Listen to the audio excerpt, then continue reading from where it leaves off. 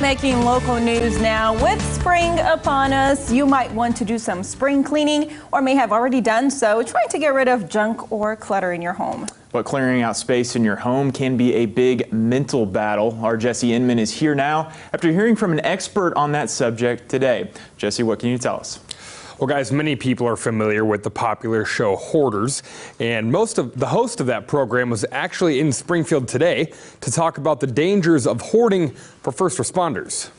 We already know what it is. What is it? What we're here today teaching is actually teaching people to understand the mental part of hoarding. Why do they do it? Having seen houses over the years as the host of the show Hoarders that can double as storage spaces, Matt Paxton was in Springfield today to help a room full of people understand the cause behind the disorder. Hoarding is a mental disorder. The only way to truly solve it is with therapy and compassion-focused clean-out, and that's what we told people here today. Paxton says that most people who end up in situations like these have suffered from some loss that keeps them clinging on to whatever they can. They do it because of trauma, grief, loss, something bad's happened to them, and they're looking for their happiness and self-worth in stuff.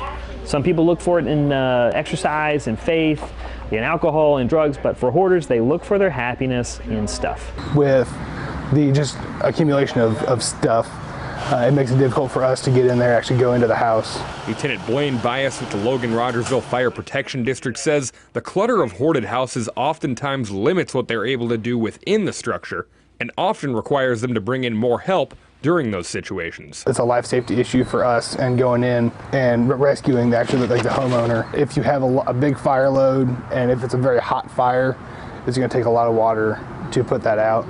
And so the more stuff, the hotter the fire will be. For any firefighter, for them to walk into a house, it's already dangerous if the house is on fire. But now you add an enormous amount of, sometimes tons of volume, and they have to climb around it and scoot around it and kick around their feet so that they don't get hurt. And Paxton says that 15 million Americans struggle with hoarding, most commonly among nurses, teachers, and social workers. And he says the best way to treat a hoarding disorder is therapy, compassion from family and friends, and a slow cleanup, maybe a few minutes a day, not trying to do it all at once.